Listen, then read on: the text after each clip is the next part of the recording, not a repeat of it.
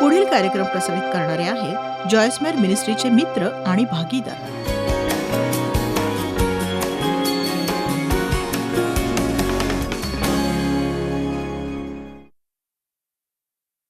आज मी जे शिकवणार आहे त्याचं शीर्षक आहे काहीतरी बदल घडणं गरजेचं आहे. तुमच्या आयुष्यात किती जणांना असं वाटतं काहीतरी बदल हा घडायलाच हवा? आपण असं नेहमीच म्हणतो कारण आपण आनंदी नसतो गोष्टींमुळे जशा त्या आहेत त्यामुळे काहीतरी बदल घडायला हवा, पण आपण ते दुःखाने म्हणतो आणि मग करत काहीच नाही. आपण म्हणतो जेव्हा आपल्याला कळतं की आपण खूप मेहनतीने काम करतोय, आपण म्हणतो जेव्हा आपल्याला साक्षात्कार होतो की आपण खूप व्यस्त आहोत, आपलं वेळापत्रक भरलेलं आहे पूर्णपणे, आपल्याला खूपच कामं आहेत, मी इतकं बांधला गेलोय ना, काहीतरी बदलायची गरज आहे, मी खूप व्यस्त आहे, मी खूपच दबावाखाली आहे, काहीतरी बदलायची गरज आहे, ही मुलं ना इतकी नियंत्रणाबाहेर आहेत, काहीतरी बदलायची गरज आहे. चला, पण तुम्हाला काय वाटतं काय घडणार आहे नक्की सांगा? काय घडणार आहे सांगू? तुम्ही पुन्हा एकदा त्याच पर्वताभोवती फेऱ्या मारणार आहात आणि उद्या पुन्हा तेच सांगणार आहात. आणि मला वाटतं की लोक चालढकल करत निष्क्रिय होऊन अडकून बसणार आहे, जिथे त्यांना खरं तर माहिती आहे की काहीतरी बदल घडण्याची गरज आहे, पण त्या आळशी आणि निष्क्रियतेपणामुळे त्याच प्रवृत्तीत आपण राहावं असं शत्रूला वाटतं. आपण वाट बघतो कुणी दुसरा येईल आणि आपल्याला जे करायचंय ते करेल. मी नेहमी तक्रार करायचे माझ्या वेळापत्रकाबद्दल, किती व्यस्त आहे मी, किती काळापासून व्यस्त आहे, मी सांगू शकणार नाही तुला. तेव्हा एके दिवशी देव मला म्हणाला, तू तुझं वेळापत्रक बनवलंयस, तुला ते पटत नसेल तर बदल.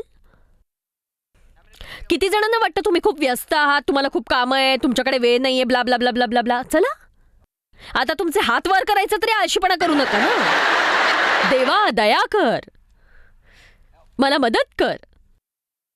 तुम्हीच ते आहात जे बदल घडवून आणू शकता. तुम्हीच ते एकमेव आहात. कोण बदलणार ते तुमच्यासाठी? लोक तुमच्यावर आदळतील फक्त, ते बदलण्याची अपेक्षा करू नका तुम्ही. त्यांच्या अपेक्षा अधिक वाढत जातील. तुम्हीच एकमेव आहात जे बदलू शकतात. जेव्हा कळतं की गोष्टी हाताबाहेर जात आहेत, तेव्हा जास्तीत जास्त लोक काय करतात? काही लोक चिडतात, काही निराश होतात, काही स्वतःच्याच दुःखात बुडून जातात, काही दुसऱ्यांना दोष देत राहतात, काही मानसिकदृष्ट्या खचतात. पण खरंच आपल्याला स्वतःमध्ये एक ठिणगी निर्माण करायची आणि म्हणायचंय, तुम्हाला सांगू का, मी तेच करेन जे बदल घडवण्यासाठी करू शकेन. मी तेच करेन जे बदल घडवण्यासाठी आवश्यक आहे. नीट ऐका तुम्ही, जर आपण तेच केलं जे आपण करू शकतो, तर देवही तेच करेल जे आपण नाही करू शकत. खूप सोपं आहे. देववचनात हे खूप महत्वाचं आहे की तुम्ही ते करा जे तुम्हाला येतं, देव ते करेल जे तुम्हाला येत नाही. उदाहरणार्थ, तुम्हाला एखादा प्रश्न सोडवता येत नाही, तुम्ही प्रार्थना करू शकता. जर तुम्ही प्रार्थना केली देव ते करेल, पण तुम्ही केली नाही तर देव ते करणार नाही. तर आपल्याला जे जमतं ते आपण करायचंय. तुम्ही म्हणाल, एक सांगू, मी हे नाही करू शकत, मी ते नाही करू शकत, मी नाही करू शकत. काय करू शकत नाही त्यावर बोलू नका, काय करू शकता ते शोधा आणि तेच करा.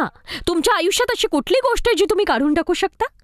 जर तुम्ही खूप निराश आहात, व्यस्त आहात, खूप बांधले गेलेले आहात, तर इथे फक्त एक गोष्ट अशी आहे जी खरंच तुम्ही काढून टाकू शकता, जी तुमच्या आयुष्यात फळ आणणार नाही. असं काही जे देवाने सांगितलंच नाही तुम्हाला सुरुवात करायला, पण तुम्हीच सुरुवात केली आहे ते करायला. बघा, तोच लेखक आहे, तोच संपवणार आहे, पण तो ते संपवू शकणार नाही ज्याचा तो लेखकच नाही. तुम्ही स्वतःच ते सुरू केलं, तुम्हीच ते पूर्ण करणार आहात. जर तुम्ही एखाद्या आटलेल्या झऱ्याजवळ बसलेले आहात, तुम्ही अशा गोष्टी करताय ज्या तुमच्यासाठी काही उपयोगाच्याच नाही आहेत आणि तुम्ही त्यापासून उठून चालायलाच लागत नाही, तर मग देवाने काय करायला हवं? तुम्ही आज म्हणायला हवं, एक सांगू का, मी इथे नुसतं बसून कंटाळलोय, बडबडून तक्रार करून. आता मी जे करू शकतो ते करायची वेळ आली आणि मी जर मला येतं ते केलं, तर देव सुद्धा मला न जमणाऱ्या गोष्टी नक्कीच करेल. आमेन.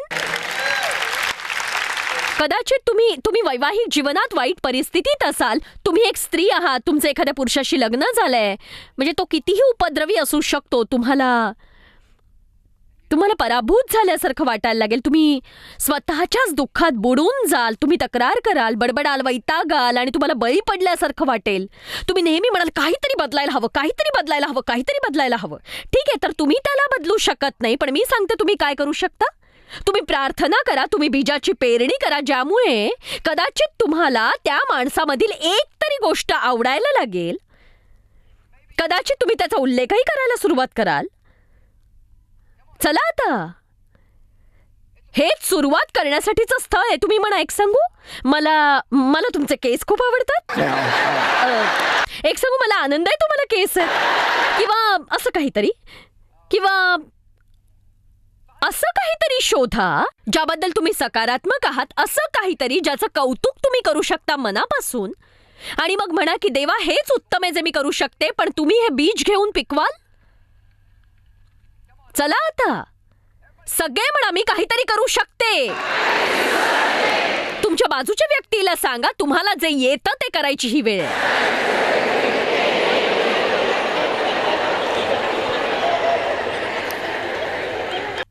एक सांगू, जेव्हा मी देववचनाचा अभ्यास करत होते तेव्हा कळलं की सैतानानं मला लुटलंय.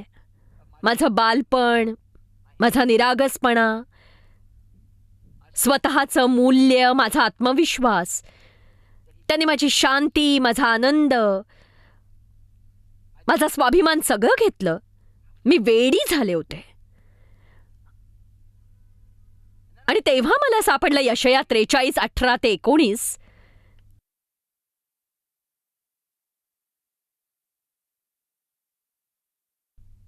ज्यात म्हटलंय, पूर्वीच्या गोष्टींची आठवण करू नका, जुन्या गोष्टी मनात आणू नका. बघा, ती वर्ष मला परत मिळू शकत नाहीत, पण ती मी माझ्या डोक्यातून काढू शकते.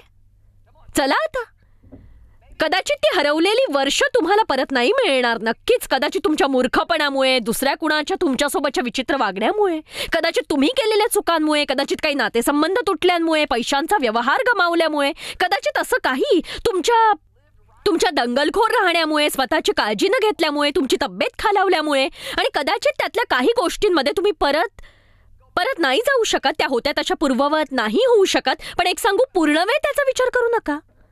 बायबल सांगतं, प्रथम तुम्ही हे करा, पूर्वीच्या गोष्टींची आठवण करू नका, जुन्या गोष्टी मनात आणू नका. पहा, मी एक नवीन गोष्ट करणार आहे. असं नाही मी करेन का, मी करू शकेन का, तर मी करेन. मी योग्य पद्धतीने करेन. मी नवीन गोष्ट करेन. आणि हेच प्रामाणिक सत्य आहे. जोवर तुम्ही तुमच्यासोबत घडलेल्या वाईट गोष्टी आठवून विचार करत राहाल, तोवर त्या बाबतीत तुम्ही काही करू शकणार नाही. देवाला जे करायचे ते कधीच पाहू शकणार नाही. तुमच्या आयुष्यात एक व्यक्ती असण्यासारखंच आहे. त्याबद्दल तुम्ही विचार कराल, जे ते नाहीत, ते नाहीत, ते नाहीत, ते नाहीत. असा एकही मानव प्राणी नाही ज्याच्याकडे एकही चांगला गुण नाही.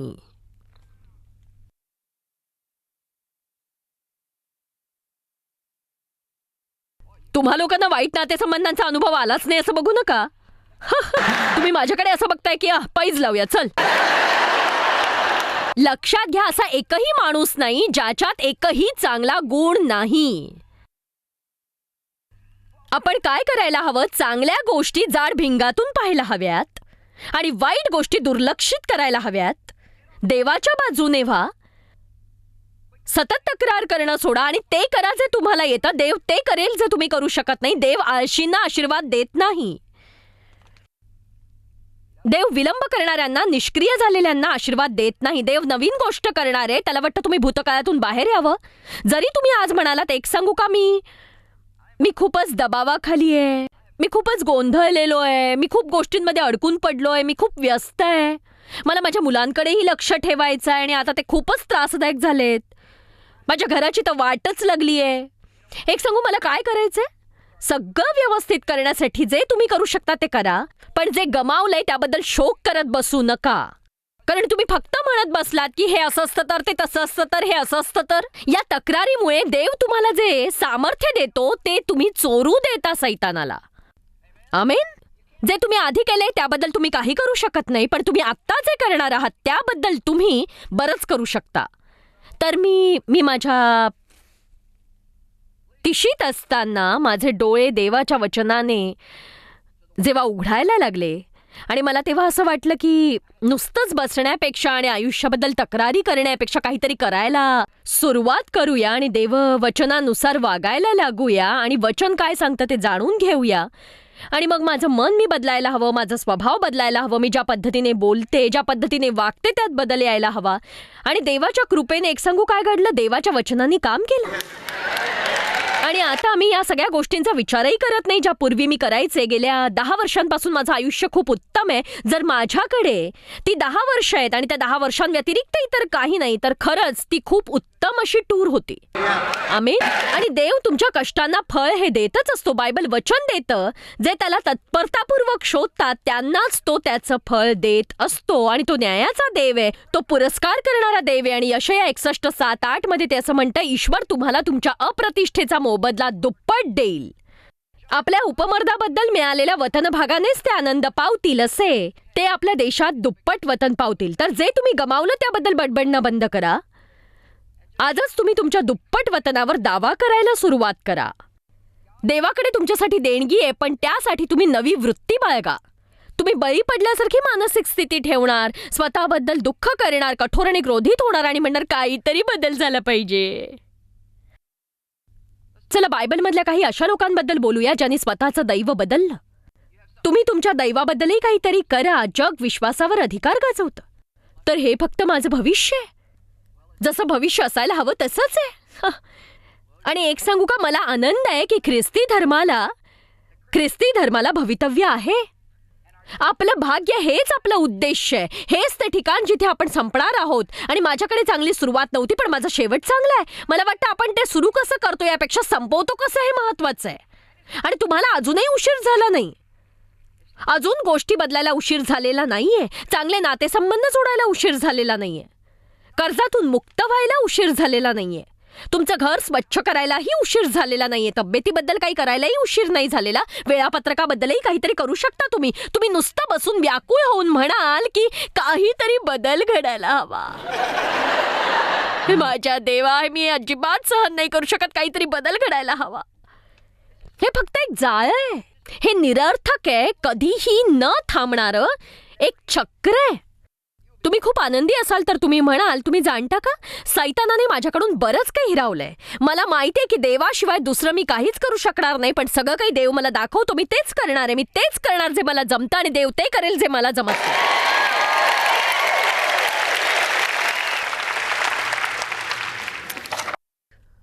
चला याकोबकडे वळूया. इतर कुणीही असेल त्यापेक्षा मोठा असा गोंधळलेला याकोब. उत्पत्ती 32. पण एके दिवशी तो त्याच्या आयुष्याला कंटाळला. याकोब हा खोटारडा, कपटी, चालबाज, ठग आणि चोर होता. आणि तो देवाला जाणत होता. देवाची इच्छा होती की त्याला योग्य वेळी आणि योग्य मार्गाने हवं ते मिळावं, पण देवावर विश्वास दाखवायचा सोडून तो त्याला हवं ते मिळवण्यासाठी स्वतःकडूनच प्रेरित होता. याकोब त्याला हवं ते मिळवण्यासाठी नेहमीच प्रयत्नशील असायचा. कदाचित इथे काही लोक असतील जे स्वतःची तुलना याकोबशी करत असतील. आणि म्हणून याकोबने सर्व प्रकारची चुकीची कृत्य केली. त्याने हा गोंधळ निर्माण केला. त्याने खरंच फसवलं. त्याने जन्मसिद्ध हक्क मिळवण्यासाठी भावाचा छळ केला.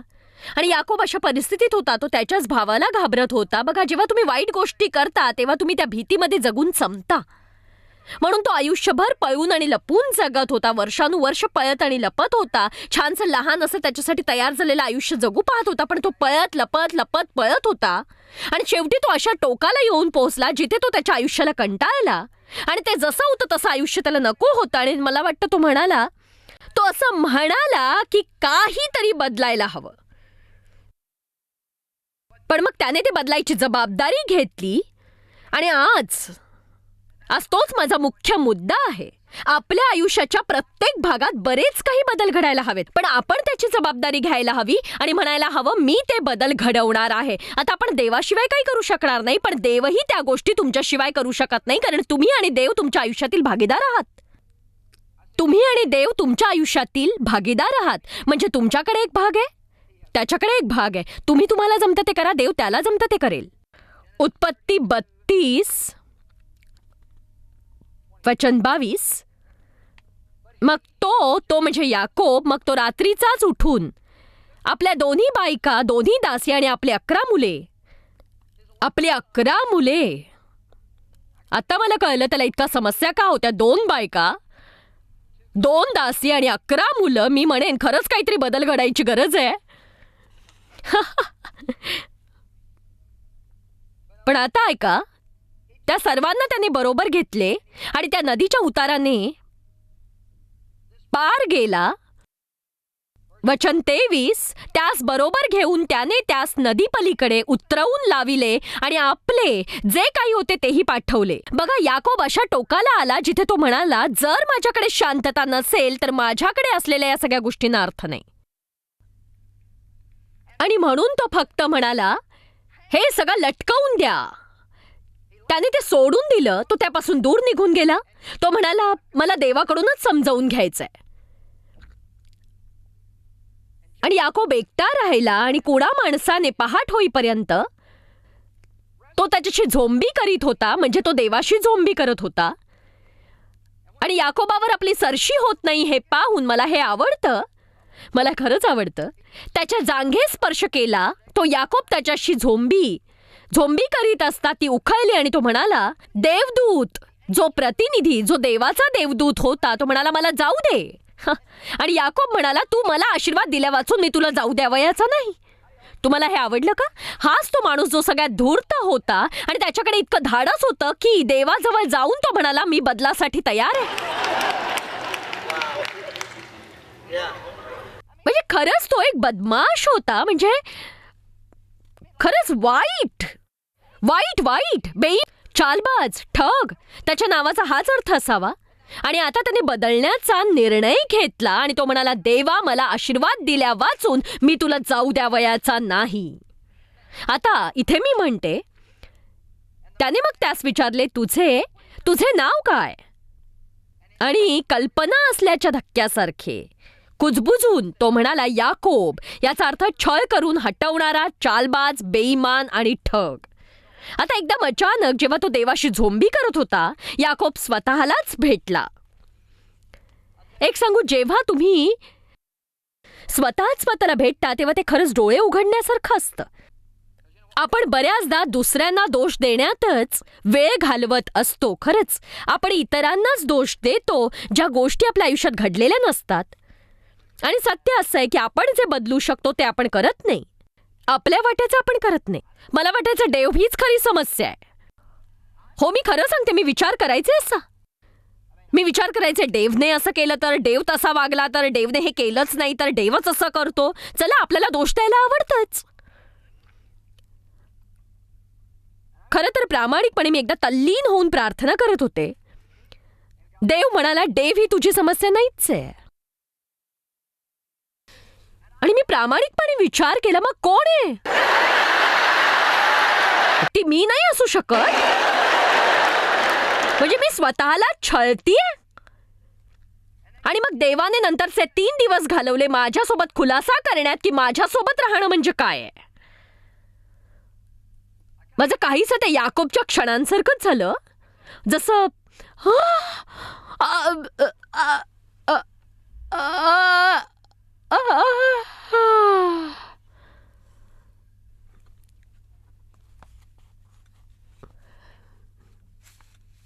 वचन 28. त्यावर तो त्यास म्हणाला, यापुढे तुला याकोब म्हणणार नाही तर इस्रायल म्हणतील, कारण तू देवाशी आणि मनुष्याशी झगडून प्रबळ ठरला आहेस. देवाशी आणि मनुष्याशी झगडून प्रबळ ठरलेला आहेस. म्हणजेच देवाला असे लोक आवडतात ज्यांच्याकडे पुरेपूर धाडस आहे, जे म्हणतात, मला माहितीये मी दुष्टासारखा राहतोय, पण मी आता त्यापासून दूर होतोय, मी तुझ्याकडे येतोय आणि देवा, मी तुझ्या सोबत झोंबी करणार आहे. मी तुला जाऊ देणार नाहीये जोवर माझ्यासाठी असणारं वचन मी तुझ्याकडून ऐकत नाही. चला, आता इथे निराशाजनक घटना नाही. या इमारतीमध्ये तर नक्कीच नाही, जगात कुठेही नाही जिथे तुम्ही आज पाहताय. तुम्ही मला या दूरसंचाराद्वारे पाहताय आणि ऐकताय. तुम्ही निराशाजनक नाही आहात. तुमच्यासाठी अजूनही उशीर झाला नाही. देव हा देव आहे नवीन सुरुवातीचा. दुसरी संधी, तिसरी संधी, जितक्या तुम्हाला लागतील तितक्या. तुम्हाला गरज आहे देवाशी कुस्ती खेळण्याची, जोवर तुम्ही तुमच्या भूतकाळातून मुक्त होत नाही, जे तुम्हाला मिळवून देण्यासाठी येशूनं मरण पत्करलंय. पण हे घडणार नाही नुसतं असं म्हणून की काहीतरी बदल हा व्हायलाच हवा. बघा, याकोब त्याच टोकावर नाही आला जिथे तो त्या नदीजवळ बसून म्हणाला काहीतरी बदल घडणं गरजेचं आहे. आजही तो तिथेच बसलेला असता. नाही, तो म्हणाला मी बरोबर जगू शकणार नाही जर जे माझ्याकडे आहे त्याला महत्त्व नसेल तर. मी जसा जगत होतो त्यापासून मला दूर जायचंय. मला देवाच्या मर्जीत राहायचंय. मला माझ्या आयुष्यात त्याचे आशीर्वाद मिळवायचेत. आणि त्याने देवाशी झोंबी करायला सुरुवात केली. कदाचित काही जण या सभेला चमत्कार घडतो का ते पाहायला आलेत. कदाचित तुम्ही घरी जाऊन देवासोबत कुस्ती करण्याची गरज आहे. खरंच. आमेन. तुम्हाला वाटेल की मी तुम्हाला या घोळक्यातून बाहेर काढावं आणि तुम्हाला व्यक्तिगत सल्ले द्यावे. तुम्ही असाही विचार कराल की कुणाचा तरी हात बाहेर यावा आणि सगळं गायब करून टाकावं. माझ्याकडे तुमच्यासाठी सल्ला आहे. काहीतरी करा जरा. बडबडणं आणि तक्रार करणं या व्यतिरिक्त करा काहीतरी. जर तुमचा झरा आटलाय तर उठा. 10 वर्षांपासून घोडा मृत आहे तर उतरा त्याच्यावरून.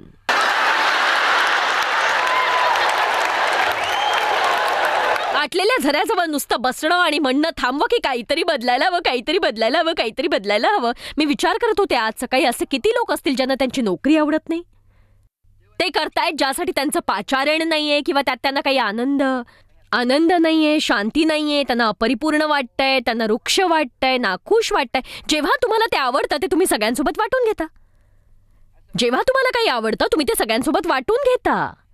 कारण जे आपल्यात असतं ते जेव्हा बाहेर पडतं तेव्हा आपल्याला मार्गही सापडतो. आणि ते इतर लोक आपल्या आयुष्यातले जे बऱ्याचदा आपल्यातल्या धाडसी वृत्तीला मुकतात तेव्हा त्यांना बरोबर निर्णय घ्यायचा असतो. हे दुर्दैव आहे. आपलं पूर्ण आयुष्य आपण आपल्याला आवडत नसलेल्या गोष्टी करण्यात घालवतो. किंवा असं करणं जे कदाचित आपल्यासाठी एकदाच जिवंत आणि गरजेचं होतं पण आता तसं शक्य नाही. ते तुमच्यासाठी आटलेल्या झऱ्यासारखं आहे. आणि तुम्हाला जर आटलेल्या झऱ्याबद्दल माहीत असेल, एजराची गोष्ट. एजरा हा देवाचा उत्तम देवदूत होता. तेव्हा महागाईचा काळ होता. देव एका झऱ्याद्वारे ज्याचं नाव होतं चरित आणि नैसर्गिकरित्या त्यांना भरवत होता. रावीन त्यांच्यासाठी रोज सकाळ संध्याकाळ अन्न देत होते. बायबल असं म्हणतं की झरा आटला. आणि काही फरक पडत नाही की तुम्ही कुठल्या परिस्थितीत आहात. झरा हा आटणारच आहे. तुम्हाला गरज असते जाणून घ्यायची की कशासाठी आहे. जेव्हा ते काहीतरी जीवित असतं, जेव्हा त्यावर तेल पाणी घालतात ते वृक्ष होत नाही. त्यावर कृपा असते ते वृक्ष होत नाही. कित्येक लोक त्या आटलेल्या झऱ्याजवळ नुसतेच बसून राहतात जेव्हा खरं तर त्यांनी नवीन काही करण्याची गरज असते, प्रयत्न करण्याची गरज असते. पण ते घाबरतात. जर ते चुकीचं असेल तर ते पैशांचा विचार करतात. ते असं आहे, ते तसं आहे, हे काहीतरी वेगळंच आहे. एक सांगू, तुमच्या शांततेपेक्षा काहीही महत्वाचं नाही. आणि तुमचा आनंद आणि तुमचे हक्क देवासोबतचे आहेत.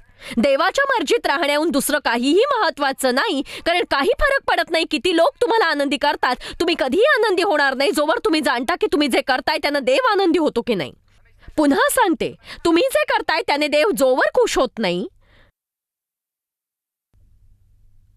तोपर्यंत तुम्ही सुद्धा कधीही आनंदी होणार नाही जोवर तुम्हाला माहिती आहे की तुम्ही देवाला हवंय तेच अगदी करत आहात. देवाला हवं ते. आमेन. तर याकोब हा खरंच बेईमान होता पण तो बदलला. तुम्ही जाणता. बघा, राजा शौलाची सुरुवात चांगली होती, शेवट वाईट होता. याकोबाने सुरुवात वाईट केली पण शेवट चांगला होता. पुन्हा सांगायचंय, बघा, आपण कसं संपवतो हे जास्त महत्वाचं आहे सुरुवातीपेक्षा. बऱ्यापैकी लोक सुरुवातीलाच बाहेर पडतात आणि ते पुन्हा करू शकतील असं दिसत नाही कारण त्यांच्या आयुष्याची सुरुवात चांगली नसते. जशी तुम्ही तुमच्या भवितव्यासाठी सुरुवात केली ती जाऊ देऊ नका. आमेन. तुम्हाला भवितव्य आहे, ईश्वर इच्छित रक्ताने रंजित भवितव्य. पण तुम्हाला काही करायची गरज आहे ज्या गोष्टी जशा होत्या त्याबद्दल बसून तक्रार करण्यापेक्षा. आमेन. तुम्ही असं म्हणायला हवं, मी आता स्वच्छपणे बघू शकतो की शत्रूने काय केलं आणि मी त्याला नामोहरम करू शकतो. मी त्याला नामोहरम करणारच आहे. बघा, तुमच्या वृत्तीतील बदल हा तुमच्या आयुष्यातील बदल असू शकतो, हे लक्षात घ्या. मला वाटतं आपण सगळ्यांना बदल हवाय, पण कधी कधी आपल्याला त्याची भीती वाटते, त्यामुळे आपण गोंधळतो आणि त्यातून जाणं अवघड आहे. पण बदल हा वाढीसाठी आवश्यक आहे. जॉयस मायर मिनिस्ट्रीज करता तुम्ही खूप मौल्यवान आहात. आम्हाला तुमचं कौतुक आहे आणि जगभरामध्ये हे सेवा कार्य शक्य करण्याकरता आम्ही आमच्या मित्रांचे आणि पार्टनर्सचे आभारी आहोत. आम्ही एकत्रितपणे भुकेल्यांना खाऊ घालतो, गरिबांना वस्त्र देतो आणि राष्ट्रांना सुवार्ता सांगतो. तुमच्या प्रार्थनेच्या विनंती करता आमच्याविषयी आणखी माहिती मिळवा. जॉयसच्या कॉन्फरन्सच्या तारखा पहा आणि ख्रिस्ताची प्रीती जगभरामध्ये पसरवण्याकरता आमचे सहभागी व्हा. याचा सर्व खर्च जॉयस मॅर मिनिस्ट्रीचे मित्र आणि भागीदार करत आहेत.